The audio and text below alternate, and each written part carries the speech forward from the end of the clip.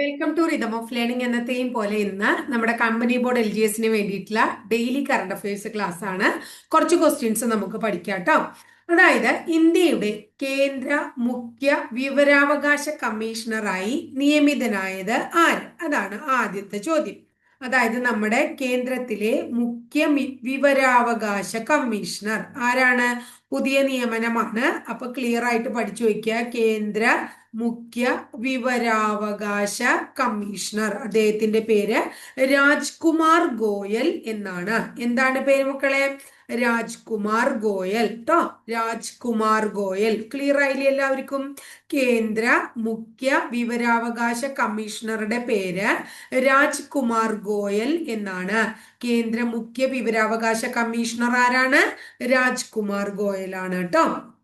അടുത്തത്, ലോകത്തെ ഏറ്റവും അധികം ജനസംഖ്യയുള്ള നഗരം. ലോകത്തിലെ ഏറ്റവും കൂടുതൽ ജനസംഖ്യ, ലോകത്തെ ഏറ്റവും കൂടുതൽ ജനസംഖ്യയുള്ള നഗരം ഏത്? ഐക്യരാഷ്ട്ര സംഘടന UNO പുറത്തിറക്കിയ പുതിയ കണക്ക് പ്രകാരം ലോകത്ത് ഏറ്റവും ജനസംഖ്യയുള്ള നഗരം ഇന്തോനേഷ്യയുടെ തലസ്ഥാനമായ ജക്കാർത്തയാണ് കേട്ടോ. ലോകത്തെ ഏറ്റവും കൂടുതൽ ജനസംഖ്യയുള്ള നഗരം ഏതാപ്പോ? UNOന്റെ കണക്ക് പ്രകാരം ഇന്തോനേഷ്യയിലെ ജക്കാർത്തയാണ്. അടുത്ത ചോദ്യം, കേരളത്തിലെ ചില സ്ഥലങ്ങളുടെ പേരുകള് ചൊവ്വയിലെ ഭൂരൂപങ്ങൾക്ക് നൽകി. അപ്പൊ ചൊവ്വയിലെ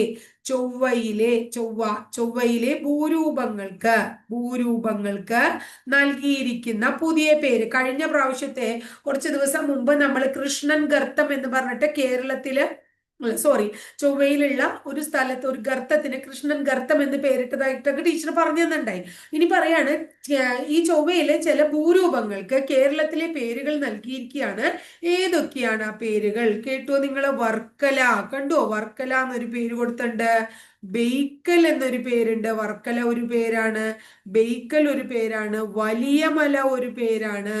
എന്താണ്? വലിയ മല ഒരു പേരാണ്, തുമ്പ ഒരു പേരാണ് കേട്ടോ.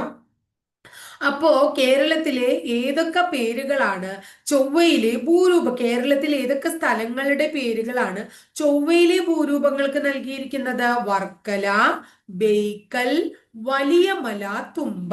വർക്കല, ബെയ്ക്കൽ, വലിയ മല, തുമ്പ. ഇനി അതുപോലെ തന്നെ നമ്മൾ കൃഷ്ണൻ ഗർത്തം എന്ന് പറയുന്ന ഗർത്തം പഠിച്ചു.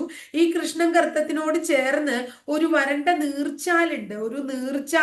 ആ നീർച്ചാലിന് നൽകിയിരിക്കുന്നത് ഏത് പേരറിയോ? നീർച്ചാലിന് നൽകിയിരിക്കുന്ന പേര് പെരിയാർ എന്നാണ്. അപ്പൊ പെരിയാർ എന്ന നീർച്ചാലിന് പേര് നൽകി. പിന്നെ ചില ഭൂരൂപങ്ങൾക്ക് വർക്കല, ബെയ്ക്കൽ, വലിയ മല, തുമ്പ എന്നീ പേരുകളൊക്കെ നൽകിയിട്ടുണ്ട് എന്ന് മനസ്സിലാക്കി വെക്കാം. ഇനി അടുത്തത്, നീതി ആയോഗിന്റെ പുതിയതായിട്ട് നീതി ആയോഗ് ഒരു ഉത്തരവ് ഇറക്കിയിരിക്കുകയാണ്. എന്താ അറിയോ? ഇന്ത്യയുടെ ഇഞ്ചി തലസ്ഥാനം. അപ്പോ ഇന്ത്യയുടെ ഇഞ്ചി തലസ്ഥാനം, ഇന്ത്യക്ക് പുതിയൊരു തലസ്ഥാനം വന്നേക്കാണ്. ഇഞ്ചി ഉൽപാദനവുമായിട്ട് റിലേറ്റഡ് ആയിട്ടുള്ള പ്രധാനപ്പെട്ട ഒരു സ്ഥലമായിട്ടുള്ള മിസോറാം ആണ്. അപ്പൊ മിസോറാമിലെ അത്യുൽപാദന ശേഷിയുള്ള ഇഞ്ചിയുമായിട്ട് റിലേറ്റഡ് ആയിട്ടുള്ള കാര്യങ്ങൾക്കൊക്കെ കൊണ്ട്, ഉൽപ്പന്നങ്ങളുടെ എന്താ പറയാ പ്രത്യേകതകൾ കൊണ്ട് ഉൽപ്പന്നത്തിന്റെ ജൈവ സ്വഭാവം നിലനിർത്തുക, വിപണിയിലും സംസ്കരണവും കാര്യക്ഷമമാക്കുക എന്നിവയൊക്കെ മുൻനിർത്തിയാണ്. അതെന്തിനാണെന്നൊന്നും പഠിക്കേണ്ട, ടീച്ചറും പറഞ്ഞു എന്ന് മാത്രമേ ഉള്ളൂ. അപ്പൊ നീതി ആയോഗിന്റെ പുതിയ ഉത്തരവ് പ്രകാരം ഇന്ത്യയുടെ ഇഞ്ചി തലസ്ഥാനം ഏതാണ്? മിസോറാമാണ്. ഇന്ത്യയുടെ ഇഞ്ചി തലസ്ഥാനം ഏതാണ്? മിസോറാമാണ് എന്ന് പഠിച്ചു വെക്കുക കേട്ടോ. ക്ലിയർ ആയില്ലേ മക്കളെ? ഇനി അടുത്തത്, ഫോർമുല 1 കാറോട്ട മത്സരത്തിലെ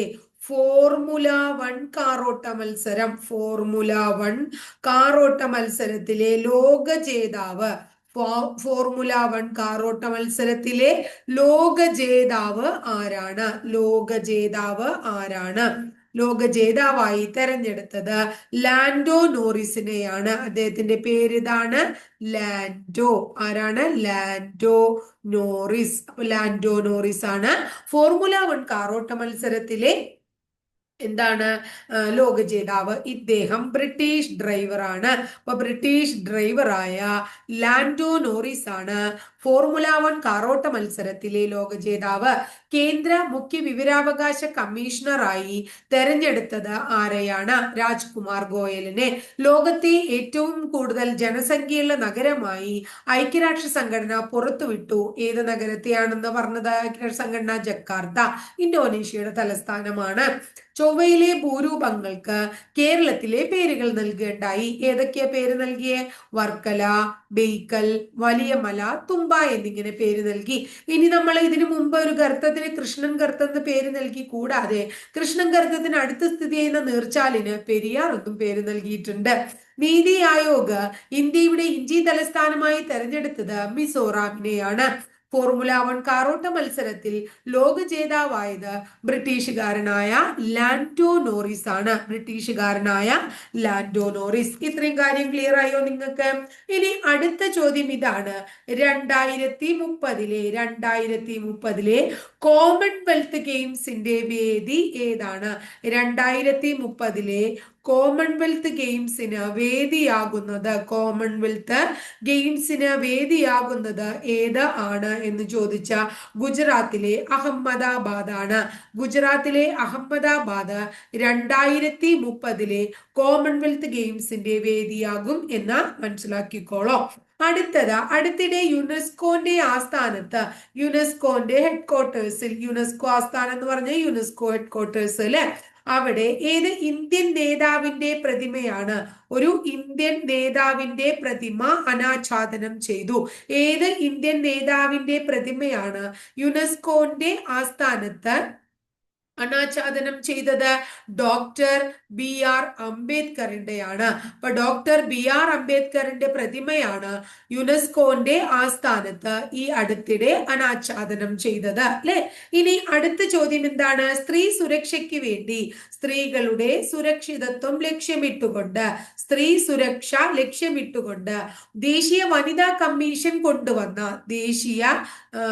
നാഷണൽ വുമൺസ് കമ്മീഷൻ, ദേശീയ വനിതാ കമ്മീഷൻ കൊണ്ടുവന്ന പുതിയ ഹെൽപ്പ് ലൈൻ നമ്പർ ഏതാണ്? ദേശീയ വനിതാ കമ്മീഷന്റെ പുതിയ ഹെൽപ്പ് ലൈൻ നമ്പറിന്റെ പേര് എന്താണ്? 14490, 14490. സ്ത്രീ സുരക്ഷ ലക്ഷ്യമിട്ടുകൊണ്ട് ദേശീയ വനിതാ കമ്മീഷൻ ആരംഭിച്ച പുതിയ ഹെൽപ്പ് ലൈൻ നമ്പർ 14490. കഴിഞ്ഞ ദിവസം പോലീസ് കോൺസ്റ്റബിളിന്റെ പരീക്ഷയാണെന്ന് തോന്നുന്നു. പ്രീവിയസ് ഇയറിലെ ക്വസ്റ്റ്യൻ പേപ്പർ നമ്മള് കറണ്ട് അഫയേഴ്സ് പഠിച്ചപ്പോൾ ഇതുപോലുള്ള ഹെൽപ്പ് ലൈൻ നമ്പർ ചോദിച്ചിട്ടുണ്ട്. അപ്പൊ ശ്രദ്ധിച്ചു വെച്ചോളൂ. സ്ത്രീ സുരക്ഷ മുൻനിർത്തിക്കൊണ്ട് ദേശീയ വനിതാ കമ്മീഷൻ കൊണ്ടുവന്ന ഹെൽപ്പ് ലൈൻ നമ്പറിന്റെ പേരെന്താണ്? 14490. ഇന്ത്യയും ഏത് രാജ്യവും ഇന്ത്യ കൂടാതെ മറ്റൊരു രാജ്യം, ഇന്ത്യയും ഏത് രാജ്യവും സംയുക്തമായിട്ടാണ് 2026 ICC പുരുഷ 2020 ലോകകപ്പ് മത്സരങ്ങൾക്ക് വേദിയാകുന്നത്? 2026 ICC പുരുഷ 2020 വേൾഡ് കപ്പ് മത്സരത്തിന് വേദിയാകുന്നത് ഇന്ത്യയും പിന്നെ എവിടെയുമാണ്? ഇന്ത്യ, ശ്രീലങ്ക. അപ്പൊ ഇന്ത്യയും ശ്രീലങ്കയുമാണ് 2026 ICC പുരുഷ 2020 വേൾഡ് കപ്പിന് വേദിയാകുന്നത് എന്ന് ഓർത്തു വെച്ചോളൂട്ടോ. ഇനി അടുത്ത ചോദ്യം. തുറമുഖങ്ങൾക്കായി ഇന്ത്യയിലെ ആദ്യത്തെ തദ്ദേശീയ കപ്പൽ ഗതാഗത മാനേജ്മെന്റ് സിസ്റ്റം വികസിപ്പിച്ചത് ആരാണ്? അതായത് തുറമുഖങ്ങൾക്ക് വേണ്ടി ഇന്ത്യയിൽ തന്നെ ആദ്യമായി എന്ത് വികസിപ്പിച്ചു? ഇന്ത്യയിൽ തന്നെ ആദ്യമായി തദ്ദേശീയ കപ്പൽ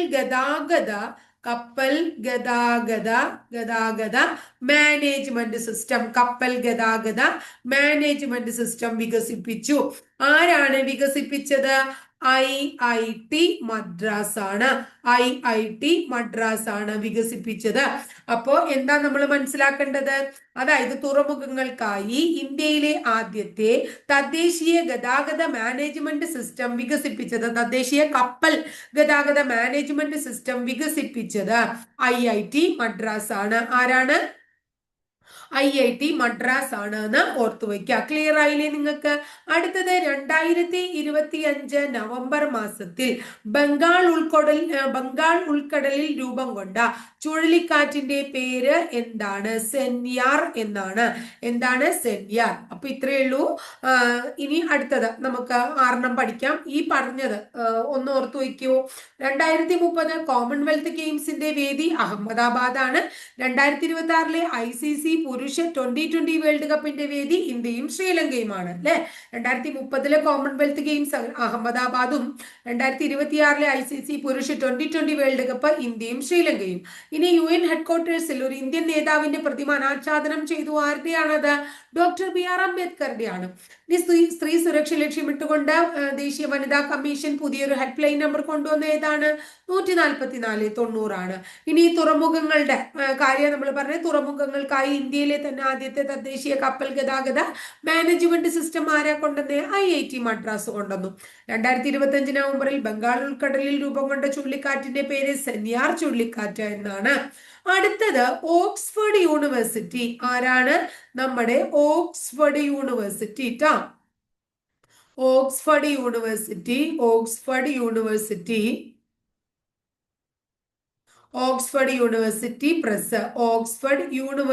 പ്രസ് 2025 വാക്കായി തിരഞ്ഞെടുത്തത് ഏതാണ്? ഓക്സ്ഫോർഡ് യൂണിവേഴ്സിറ്റി പ്രസ് 2025 വാക്കായി തിരഞ്ഞെടുത്തത് ഏതിനെയാണ്? റേജ് ബെയ്റ്റ് ആണ്. വാക്ക് ഇതാണ്, റേജ് കേട്ടോ. റേജ് ബെയ്റ്റ് എന്നാണ് വാക്കിന്റെ പേര്. ഇതാണ് വാക്ക് കേട്ടോ മക്കളെ. അപ്പൊ ഓക്സ്ഫോർഡ് യൂണിവേഴ്സിറ്റി പ്രസ് 2025 വാക്കായി തിരഞ്ഞെടുത്തത് റേജ് ബെയ്റ്റ് എന്നാണ്. ഇന്ത്യ തദ്ദേശീയമായി വികസിപ്പിച്ച ഇന്ത്യയുടെ സ്വന്തം AI അധിഷ്ഠിത മൾട്ടി ലാർജ് ലാംഗ്വേജ് മോഡൽ എന്താണ്? മൾട്ടി ലാർജ്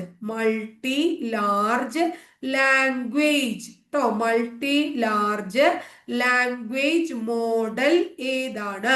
മൾട്ടി ലാംഗ്വേജ് മോഡലിന്റെ പേര് എന്താണ്? ഭാരത്ജൻ എന്നാണ്. ഭാരത്ജൻ.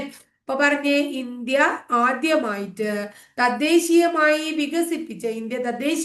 വികസിപ്പിച്ച AI അധിഷ്ഠിത മൾട്ടി ലാർജ് ലാംഗ്വേജ് മോഡൽ ഭാരത്ജൻ എന്നാണ് അതിന്റെ പേര്. ഭാരത്ജൻ. ഇനി അടുത്തത് അരുണാചൽ പ്രദേശിലെ ഒരു ചീസ് വിഭാഗത്തിന് ചീസിന് അടുത്തിടെ ഭൗമസൂചിക പദവി അഥവാ ജോഗ്രഫിക്കൽ ഇൻഡിക്കേഷൻ ടാഗ് ലഭിച്ചു.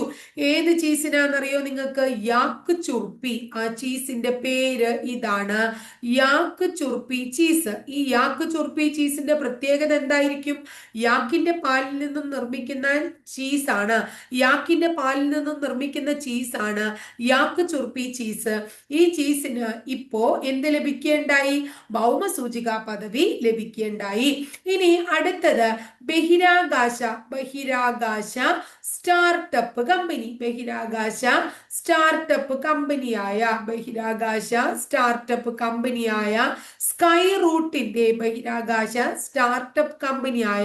സ്കൈ റൂട്ട് ആരാണ്? സ്കൈ റൂട്ടിന്റെ ആദ്യ ഓർബിറ്റൽ റോക്കറ്റിന്റെ പേര് എന്താണ്? ആദ്യത്തെ ഓർബിറ്റൽ റോക്കറ്റ് ഏതാണ്? ആദ്യത്തെ ഓർബിറ്റൽ റോക്കറ്റിന്റെ പേര് വിക്രം എന്നാണ്. എന്താണ് അതിന്റെ പേര്? വിക്രം. അപ്പൊ ബഹിരാകാശ സ്റ്റാർട്ടപ്പ് കമ്പനിയായ സ്കൈ റൂട്ടിന്റെ ആദ്യ ഓർബിറ്റൽ റോക്കറ്റിന്റെ പേര് വിക്രം എന്നാണ്. ബഹിരാകാശ സ്റ്റാർട്ടപ്പ് കമ്പനിയായ സ്കൈ റൂട്ടിന്റെ ആദ്യ ഓർബിറ്റൽ റോക്കറ്റിന്റെ പേര് വിക്രം എന്നാണ്. ഇനി നമ്മുടെ സിഖ് ഗുരുക്കന്മാരെ കുറിച്ച് നമ്മൾ പഠിക്കും. ഇപ്പൊ നിങ്ങൾക്ക് ഇപ്പൊ ലാസ്റ്റ് ഗ്രേഡിനാവുമ്പോ എന്താ പറയാ, ഏൻഷ്യന്റ് ഇന്ത്യൻ ഹിസ്റ്ററി ഇല്ല. അപ്പൊ നമ്മൾ സിഖ് ഗുരുക്കന്മാർ അതൊക്കെ ഞാൻ ഓൾറെഡി ക്ലാസ് ഇട്ടിട്ട് കഴിഞ്ഞിട്ടുള്ളതാണ്, മുമ്പ് എടുത്തിട്ടുണ്ട്. അപ്പൊ സിഖ് ഗുരുക്കന്മാരെ കുറിച്ച് പഠിക്കുമ്പോൾ ഒരു സിഖ് ഗുരുവിന്റെ 350-ാം രക്തസാക്ഷിത്വം, അതായത് രക്തസാക്ഷി ദിനത്തിൽ 350-ാമത്തെ രക്തസാക്ഷിത്വ ദിനത്തിന്റെ ഭാഗമായിട്ട് സ്റ്റാമ്പ് പുറത്തിറങ്ങി. എന്താണ് സ്റ്റാമ്പ് പുറത്തിറങ്ങി? നാണയമൊക്കെ പുറത്തിറങ്ങി. സ്റ്റാമ്പും നാണയമൊക്കെ പുറത്തിറക്കി നമ്മുടെ പ്രധാനമന്ത്രി പുറത്തിറക്കി. ഏത് സിഖ് ഗുരുവിന്റെയാണ്? ഗുരു തേജ് ബഹാദൂർ. ഗുരു തേജ് ബഹാദൂർ. അപ്പൊ ഒന്നും കൂടെ പറഞ്ഞേ നിങ്ങള്. ഓക്സ്ഫോർഡ് യൂണിവേഴ്സിറ്റി പ്രസ് 2025 വേടായി തെരഞ്ഞെടുത്തത് റേജ് ബെയ്റ്റ് എന്നാണ്. ഇന്ത്യയിലെ തദ്ദേശീയ AI multi large language model ഏതാണ്? ഭാരതജൻ ആണ്. അരുണാചൽ പ്രദേശിലെ ഒരു ചീസിന് ഈ അടുത്തിടെ GI ടാഗ് ലഭിച്ചു. ചീസ് ഏതാണ്? യാക്ക് ചുർപ്പി എന്നാണ് ചീസിന്റെ പേര്. ബഹിരാകാശ സ്റ്റാർട്ടപ്പ് കമ്പനിയായ സ്കൈ റൂട്ടിന്റെ ആദ്യത്തെ ഓർബിറ്റൽ റോക്കറ്റിന്റെ പേരെന്താ? വിക്രം എന്നാണ്. ഏത് സിഖ് ഗുരുവിന്റെ 350-ാം രക്തസാക്ഷിത്വ ദിനത്തിലാണ് സ്റ്റാമ്പും നാണയൊക്കെ പ്രധാനമന്ത്രി പുറത്തിറക്കിയത്? ഗുരു തേജ് ബഹാദൂറിന്റെയാണ്. അപ്പൊ ഇന്നത്തെ ക്ലാസ് ഇത്രയേ ഉള്ളൂ മക്കളെ. ഇന്ന് ഈ ക്വസ്റ്റ്യൻസ് ഒക്കെ ഭംഗിയായിട്ട് പഠിച്ചു വെക്കുക കേട്ടോ. അപ്പോ ഇന്ന് എല്ലാവർക്കും അറിയാം, എന്താ പറയാ, ഇന്ന് എക്സാം ഉണ്ട്. അപ്പൊ എക്സാം ഒക്കെ ഭംഗിയായിട്ട് നിങ്ങൾ എല്ലാവരും അറ്റൻഡ് ചെയ്യുന്നു വിചാരിക്കുന്നു കേട്ടോ. അപ്പൊ അടുത്ത ദിവസം മറ്റൊരു ടോപ്പിക്കുമായി വീണ്ടും കാണാം കേട്ടോ.